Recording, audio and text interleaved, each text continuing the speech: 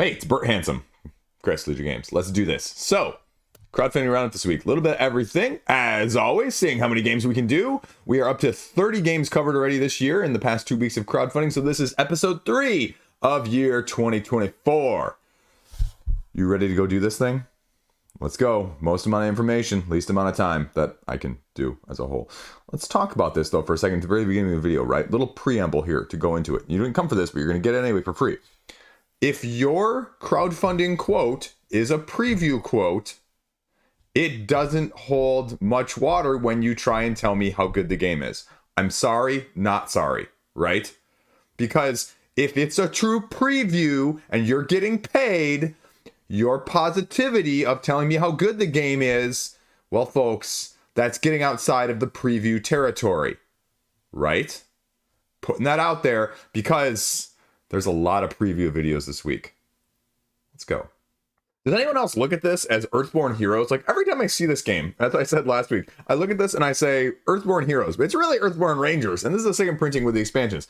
Now, I just finished filming my Don't Buy It at Retail video earlier this week, which will be airing next week. One of the games that I included was this one, actually, because it's come out to retail. The problem is you can't get it at retail because it's not widely available. So the fact that they're offering a reprint here actually might be the fastest-ish, maybe-ish way that you can get it.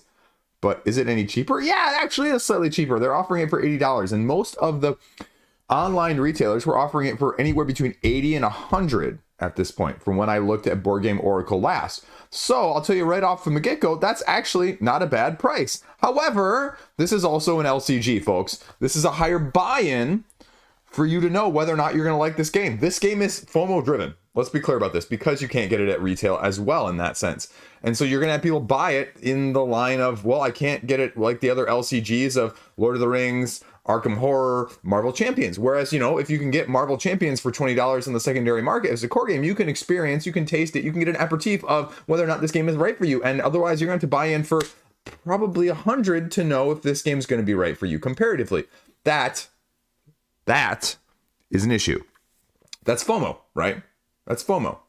And it's a different kind of FOMO, but it's nonetheless FOMO. But this is an open world LCG. We're going to be taking a deck system that is going to be modifiable, upgradable, and evolving as you move through this game and this open world, doing challenges along the way that are going to be partially dice driven and going to be taking it and just going along with the flow.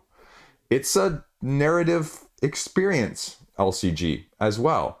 It has other elements of things. It has plenty of things that you can know about and do, but right, lighter tone, less pressure, more emphasis telling your story. Do you want to achieve an end game? Are you shooting for a goal? Or are you going through for the experience and the challenge of it, more like a Lands of Galsier, if you will? It's, you know, giving me that vibe as a whole, right? And don't get me wrong, like I would love to try this game out. Love to try this game out. But as someone who has trouble getting this type of game to the table, I'm looking at 2 of those aforementioned LCGs that are partly in my collection as partial collections, right? That made sense. And also as someone who has just recently gotten their copy of Sleeping Gods, Distant Skies. So, like, that's a tough field to navigate because ultimately, they also say that the learning curve on this one is gonna be slightly higher to get into. It's a little bit trickier in that sense. And there's a little bit of construction going on along with deck building. Do you do both of those mechanics? Is that your forte? And the other thing that I've seen many people, not everybody, but like those other LCGs I mentioned, it's primarily thought of best as maybe solo. And again, nothing against solo games, right? But is that your ilk? Can you have this sitting out for a couple days just like anything else? And if you want all of it, right? Here's your buy-in. 205. 205. Again, I look at it and I go, awesome. And it gives you a campaign if you want to go along with it to give you more of an endpoint, if nothing else. A lot of cards. A lot of cards. A lot of cards. It's expensive for cards. It's a premium indie product. Are you okay with that? Are you going to miss out if you don't have these extra expansions and these extra core game sets? Or options for the core game. Okay. I have no idea gameplay wise, folks. This is one that it has try before buy written all over it for me.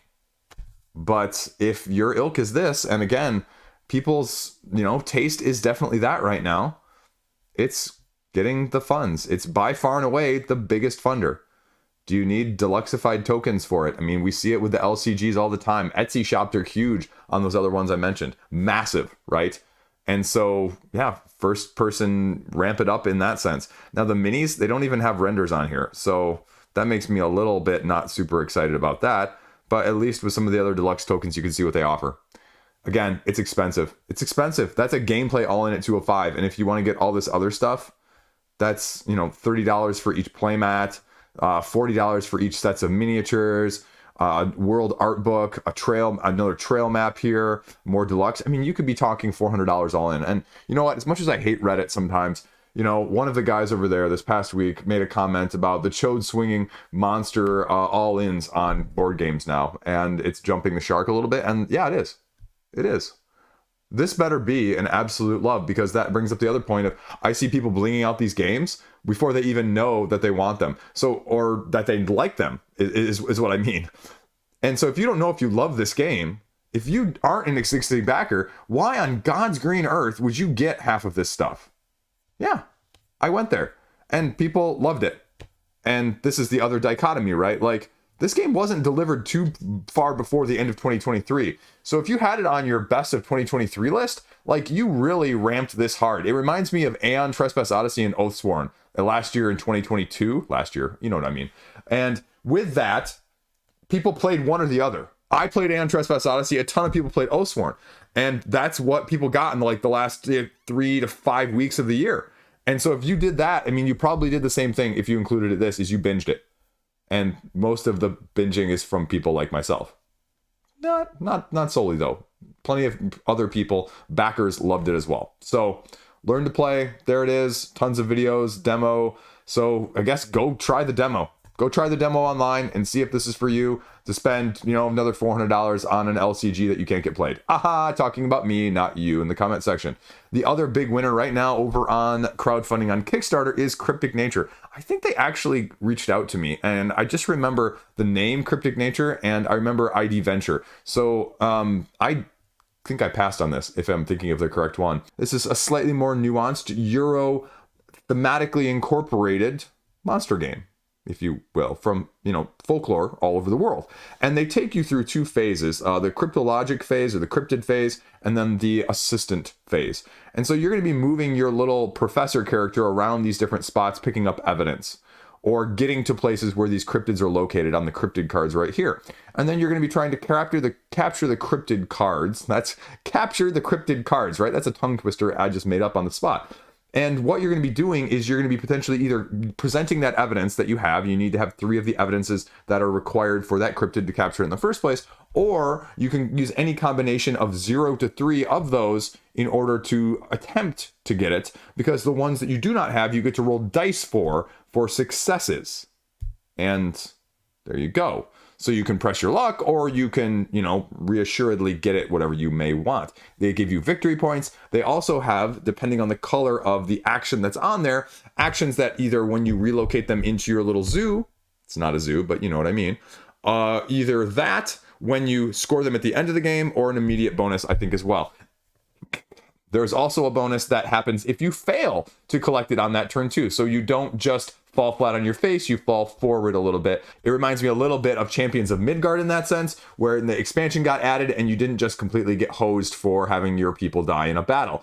And so that's what you're doing. The assistant phase, instead of the move and take an action, which is the other professor phase, you move to an adjacent location up to 2 spaces away, and then you take one of the actions that I just mentioned, the capture, the gather, the, relocate, and you're going to be placing tiles down as part of the end of the phase as well, in order to house these cryptids in their various environmental preferences, if you will. And the game goes until in this area where you're housing them, you can no longer place another tile in there, and that triggers the end game. But in the assistant phase, not only does it invoke the initiative order of the turn-by-turn basis subsequently when that phase ends, but it also provides you with bonuses depending on if you move up the initiative order or down the initiative order. If you move in one way, you're going to get more abilities, more skills, and you're going to have the ability to reset some of the other one-time use skills that your character professor has in an asymmetric manner. If you move the other direction, it's going to give you other bonuses or other experience that you may need in the first place. So how and which way you want to move is going to be the most important thing.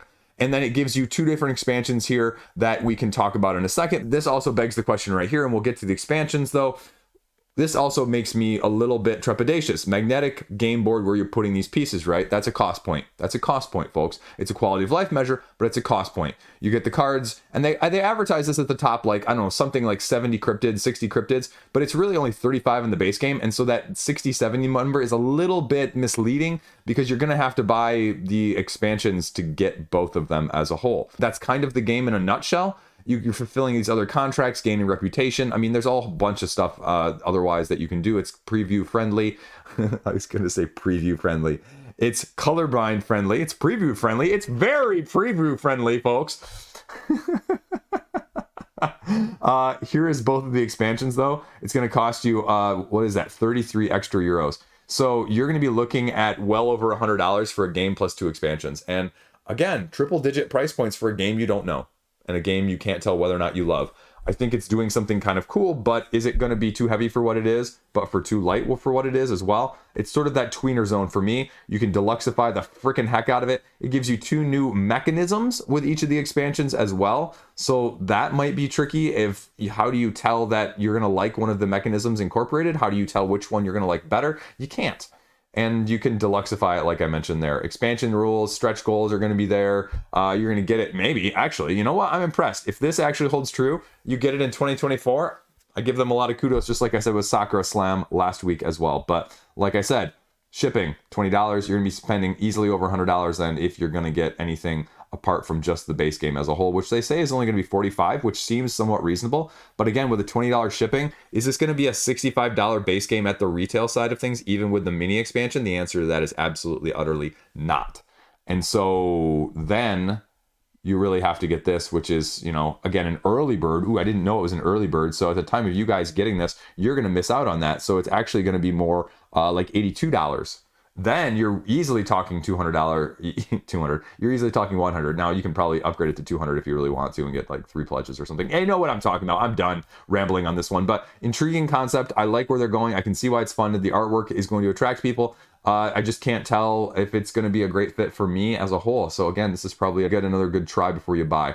Next up, we have Tokyo Highway, Rainbow City, the new expansion, also bundled in the base game from Itten. You may remember Itten from other games like Crash Octopus, a very other, experience in terms of a dexterity game. And this is very similar. This expands on what the original Tokyo Highway has as a whole. And this adds just little more obstacles, more types of cars that are going to have to be arranged on your ramps and roads crossing all over the place, right? If you're not familiar with the game originally in the first place, well, essentially what you do is you put down a pillar, then you put down a road, and you put down a car. And first one to lay all of their cars down wins. Or if you run out of roads, then you trigger the end game as well. This expansion is going to give you new stuff to put down, new cars to put down, but it's also going to give you an end game sort of advanced mode as well. So instead, when the end game triggers, it's not just who gets their cars out, it's who scores the most points based off the objectives that are given to you in the first place. And in case you're wondering, yes, Itten prices are going to be very, very good, and this is going to be by far and away the best place to buy this, because if you look at this right now, they say the expansion set is going to be $21. Not bad, not bad, not bad. You're going, Chris, okay, the base game plus the expansion though.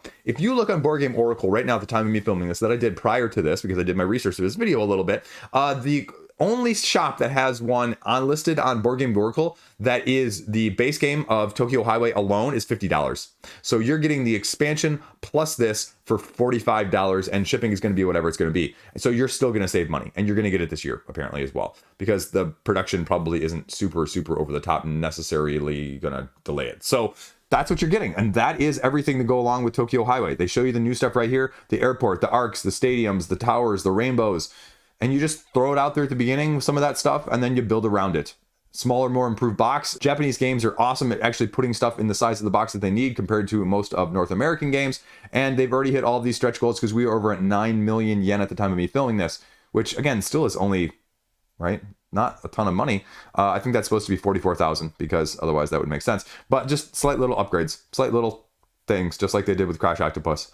there you go. If you have the original already, you can get this cheaper. Again, you probably won't find this in the secondary market at all. Crash Octopus was not available for, you know, months and months or even a year or two before it came to like some of the other North American stores, like mostly in Canada. That's it. Pledge Manager, they're going to use one, so you can do it there and get a little bit of explanation. So Itten, there you go. Japanese game, quality products. Whether or not it's right for you as a dexterity game, that's a whole nother matter, but you know what you're getting. Now, Eve, the War for New Eden. IP cash grab of the week. I hate saying this. No. Titan Forge Games putting out this product, just announced like at the end of last week. That's why I didn't really talk about it at all in the upcoming video. But essentially, it's a 1.5 to 3 hour game for 2 to 4 people of spacefaring ilk that you've seen a la Stars of Ikarios and several other games in the Twilight Imperium Eclipse style mechanism, Fracture, whatever else 4X you want to go into. And how do you compare it? Well, the problem is you can't. There's like one video that's a review, there's a couple preview videos, and there is no rulebook whatsoever. There's no explanation of the actual game mechanisms apart from kind of the 4X. You go over, you flip tiles, you know, end up in conflicts and you attack each other and, you know, use dice to potentially knock out people's hulls. And then you go. And they offer 3 expansions, anywhere from 25 euros to 55 euros per expansion at the time of this being filmed. And so that's a lot of expansion, that's a lot of plastic, and that's a lot of cost at the same time. You have your 4 basic empires that are rivaling each other at this time of New Eden and Eve. So you can see all of the different cards. I mean, lots of them, right? Mineral, mission, event, faction cards, faction cards, faction cards, tribe cards, connectors, tokens a galore. 300,000 tokens if you ever had a game that didn't have enough tokens, right? So that's what you're going to get. You're going to get bigger Titan expansion ship levels here. I have no idea what to say about this one, how to compare it, what it actually does differently, what it does better, how or why you should buy this one comparatively, right? There's absolutely nothing to be able to assess that in any way, shape, form, or capacity. And again, you're talking at anywhere between, for the base game alone, these early birds at 72 hours. And let's actually check that. The early bird capsuleer pledge is $150, folks. $150 to get in, or $141 right there. So either way, close enough. And then it scales up to over $400. You want the miniatures to be 2 times bigger. Oh man. Or you want Cthulhu Wars, the Eve game, essentially, is what they're going for. Here are the 3 expansions that I mentioned. Some dice tray, and you can even get collector's boxes to make it even super deluxe. Little extras, couple cards, things there. This is the review from someone who's like super into the Eve Online, and then the others are previews. So, rules overview, like I said, explore, use actions, right? Put a cube down next to what you're doing. Do it fast. You can research and have a tech tree, command your fleet to go places, and battle. That's it. I wasn't kidding. I have no clue how you're going to ship this. Okay, in Europe. Okay, that makes more sense. Europe 1, Europe 2. So USA is going to cost you probably close to $40 shipped at this point, even for the lowest level. So you're looking at $200 almost to get in on this. And again, that's it. That's it. So there's a learn to play. So check that out if you want, because the page isn't going to tell you enough to know whether or not you want this game in the first place. Or again, how does it compare? And is it going to be better than any of the things that aren't IPs that have already proven the test of time? So Eve, the War for New Eden. Next up, we're going New Zealand, and that's Shem Philips' latest design from Arcus, and not Garfield, mind you. And it's got $75,000 raised at the time of me filming this, and this takes more of a Mad Max meets pick up and deliver sort of style of game with the just, you know, terrain and apocalyptic shortcomings that you're going to have to be dealing with as you go along. So raid, rage, and salvage, essentially, is what you've got going there. Solo mode, pick 'em, deliver, and you're going to get the sort of Garfield special in the sense that you're going to get a little promo pack to go along with it, is going to be the reason you're going to do it in the first place. And they even say, and this is an interesting, and I'd be curious to know in a year if this actually holds up, the standard edition is going to be a better price because it's going to be below the expected MSRP. Well, again, wording here matters, folks, because no one sells at MSRP in North America. So if you're in North America like I am, you don't have to worry about buying at MSRP. So being below MSRP is really more for people outside of North America in that sense more than anyone else. Because the standard edition here is going to cost you $62. And I don't look at this as a $62 game. I don't. That's a really expensive retail game for a non-deluxe version in North America. Truth be told, price creep is totally real, folks. Again, 5-card promo pack. That's your incentive otherwise to get the standard edition and pay $10 or $15 if you don't want to support indie publishing, because that's the other thing that you're doing here. And again, Reddit has a rage on debate of whether or not you should do that or just, drop crowdfunding as a whole, but that's a whole nother discussion.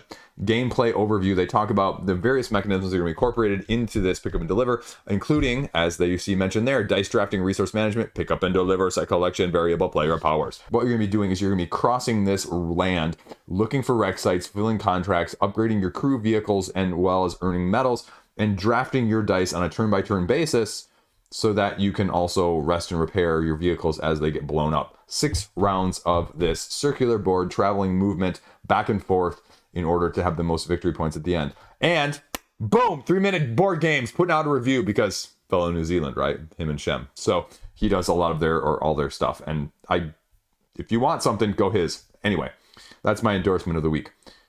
Replayability, push your vehicles, 12 turns. So it's Euro.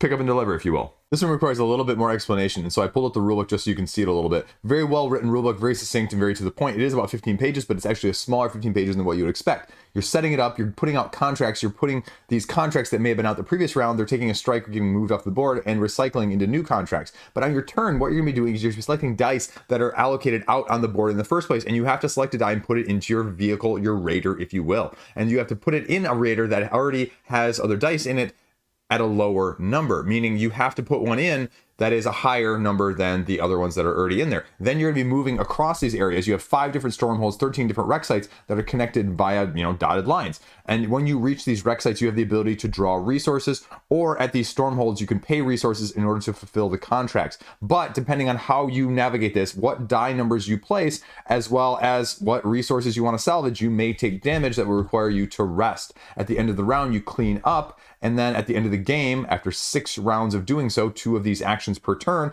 you're going to be gaining victory points at the end based on the contracts, the mods, the medals, the crew, and every remaining resource that you have as a whole. So I guess the best thing could be of this is that, again, self-contained, 6 rounds, 12 turns as a whole. So it's really, really an optimized action selection system that you've got going on here. So there you go. You want a little deluxified? Well, they're going to deluxify the insert and a little bit of the components. That's what you're going to pay extra for. So again, do you love this game? Do you already love this game? How do you know you already love this game? Well, if you think you already love this game and you already love this game in the first place, well, you can get it. You can get a little bit extra along with it as well.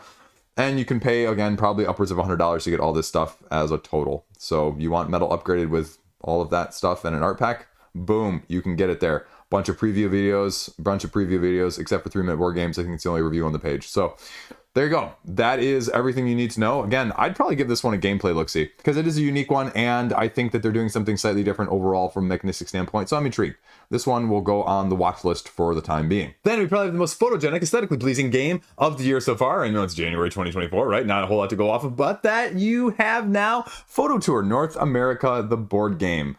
Now, this is from the creator of this other card game you may remember. Again, a very, very awesomely aesthetic game, but has yet to deliver. And so production for this, Pacific Ocean, was supposed to be going on in November. So 2 months later, production still not necessarily done or wrapped up, but they've launched another one. So take that for what you will. Doing really well, though. Again, aesthetically, card-driven filler intro style gameplay that they even self-describe as sort of your ultimate gateway game, if you will. $30,000 of a $7,300 goal, 440 people in. So with this photogenic game, what are you essentially doing? Well, you're taking one of 4 actions on your turn as a 1 action per turn, where you're either planning, moving, or taking photographs. And what I mean by that is you're going to be moving across this board space by space, taking one of the dice that are available to you. They're going to have different icons on them corresponding to different paths, i.e. you can fly across the board. There's an airplane icon. There's a car icon. There are several different ways that you're going to be doing that as a whole. But otherwise, you're going to be taking these landmark cards and you're going to be gathering them also into your hand. You have special abilities on said landmark cards in the first place that will allow you to build a tableau or potentially an end game scoring condition actions sort of style, if you will. But then as you're going along as well, you're going to be able to play these landmarks if you're in the right spot accordingly on the board, because these are also all numbered corresponding to the landmarks in the first place.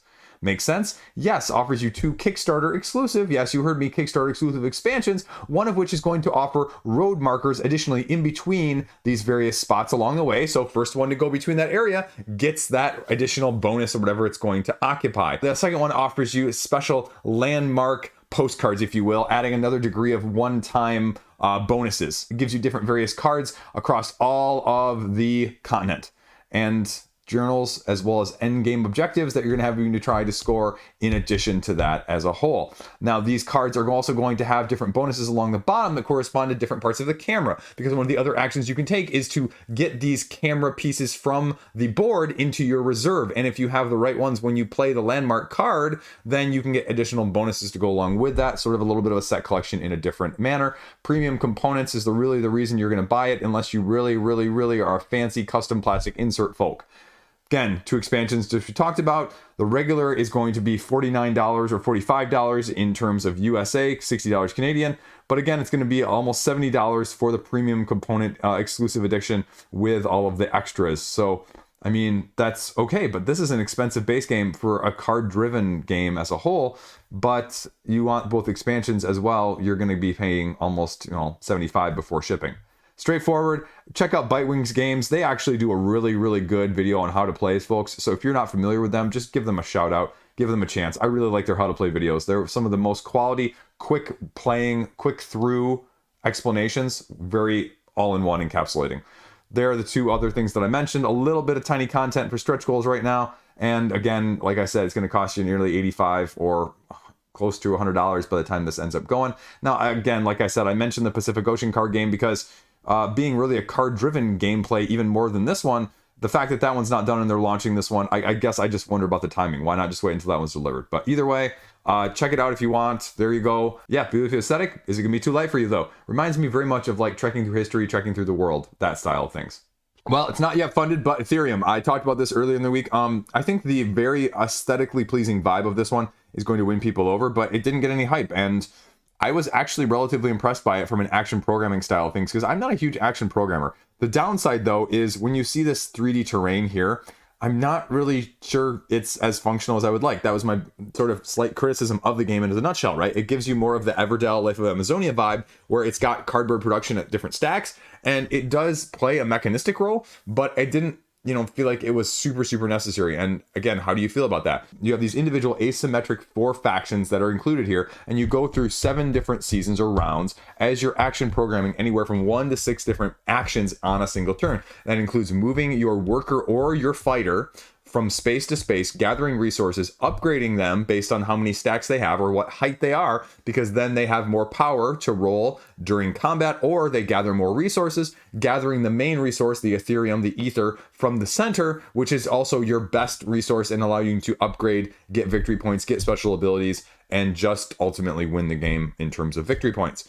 And you go until you get through all of these 7 rounds, and there's an initiative order that is based on the cards of the seasons that are there in the first place. The cards are going to be a little bit random, though, and that's going to be the tricky point. The other, kind of nice thing, actually, was flashcards. Flashcards, right? You know those. No, different flashcards, because what you're doing in this game, first you reveal the season, you take any actions that may be associated with it, and then you just draw an extra resource card, essentially, and it gives you a bonus in some way, shape, or form. Then you program, then you simultaneously all take your turns. Everyone does their first action, everyone does their second action, and the big problem with that is going to be that if you don't program correctly, or if you ever run into a conflict of somebody else in your same space, as long as it's not the 2 harvesters, then you're going to have a conflict, you're going to battle, and you could potentially lose some of those heights of those workers or soldiers in the first place, which is going to set you back. And so it's going to have some take that. And so that's probably the biggest detriment for me personally. Was I really liked the resource management action programming, because I felt like I was able to accomplish things. I felt like it was really good in terms of doing that, but the take that was sort of a little bit of a disconnect for me. So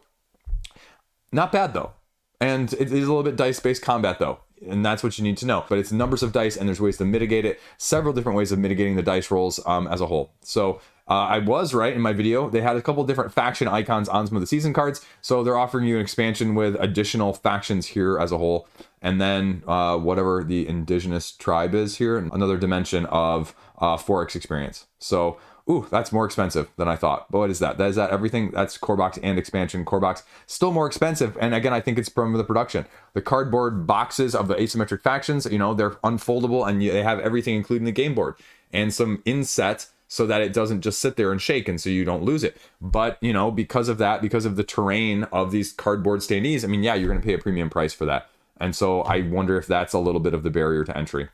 Apart from that, that's everything you need to know. And that is everything. My video is actually right up there. So gives you a little overview of the factions as a whole, and gives you little nuances of this faction is a little better this faction is a little bit that. So just like with anything, you want to play into your faction strength. And there you go. That's Etherium. Next up, super quick, not very far funded, but I did post a video on this one earlier as well. Clickport and Speedport from Ludo Ninja. I mean, this is a very straightforward, dexterity-based, plug these chords in as fast as you can to create a pattern. And then the other one is a turn-by-turn action selection, as well as slight asymmetric power mitigation of doing the same thing. And Clickport was the one I talked about briefly.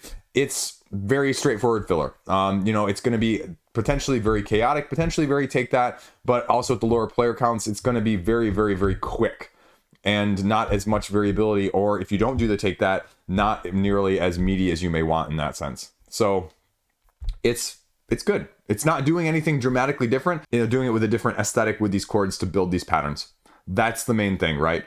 And that's all you have. And with the dexterity one, you have your individual. With the Clickport that I talked about, you have a main board that everyone is plugging into.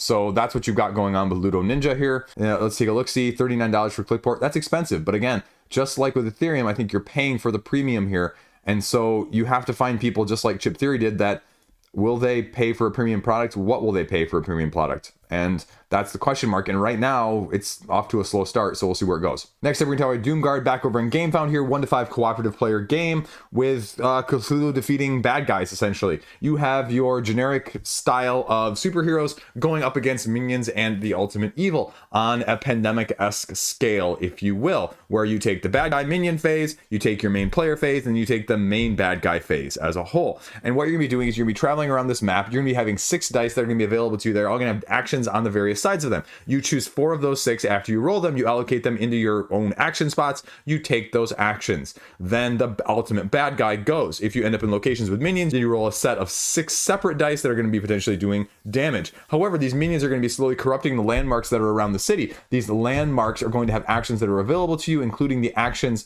are different than the actions that you have available to you in your asymmetric character in the first place, as you can see here with a typical map setup. And so they're going to be corrupting it, because when they corrupt it, the card gets flipped over and has a different action then that potentially, devastates the city or causes damage or, chaos to you. And so you're going to be slowly trying to prevent this corruption from overcoming things, but also being able to take out the big bad before time is up. Double-sided Ultimate Evil board, landmarks that I mentioned, the stunts and the decks that you're going to be using there, the decks that you're going to be using with the Guardians, and then the 2 bad guy decks as a whole. That's what it's got going on. A couple preview videos here, and then a little bit of overview, but it's $125 because it's a miniature-based cooperative game.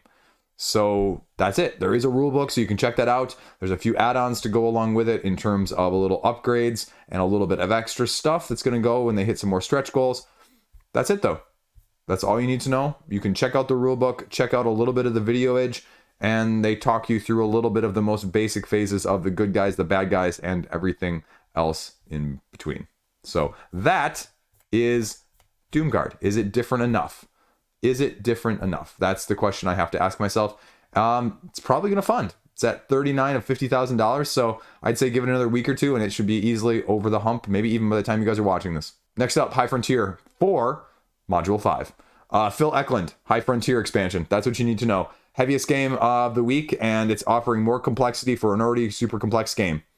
What to expect? New mechanic, adding to the complex gameplay experience, and it gives you the economy. A stock market, capitals, dividends, splinters, proxy fights. I don't even know what that Wildcat Banks is. I mean, I think like we're just making up terms now. Just kidding. Additional isotopes, part of the High Frontier family. That's it. That's all I'm going to go into. Heavy cardboard's got to teach on there. That's all you need to hear from me before I embarrass myself any further on this game. And if you want all the other stuff to go along with it, all the base game and the other core modules, you can spend $200 to get it if you want this game in the first place. So there you go. Boom. I'm leaving it at that. Next up, Future Heroes, a fast-paced trick-taking board game. Now, this is the tricky part. Haha, trick. It is funded at the time of me filming this. I don't really get the trick portion of things. There's a slight early bird promo. You get a little benefit here, the Pledge Manager, 10% off the add-ons. You get an early bird collectible card. That's fine, whatever. If you were an early backer, like pre-campaign, that's the second or third one this week that's had that in case you were keeping track. 2 to 4 players. It guides me more of a Marvel Snap vibe more than anything else, because what you're doing is you have this asymmetric character that you're starting with, and you're going up against potentially up to 3 other opponents, I believe, and you're using these magic, these equipment, and these event cards in order to beat them. and you draw and set out these 3 different arenas and play at all of them, sort of like a la Marvel Snap. You draw 3 from the hero, magic, and the weapons, and then you just mix match them. And I guess that's what they're saying the trick is. You put them out that way. You can use event cards to potentially avoid or even trigger the battles in the first place, it sounds like.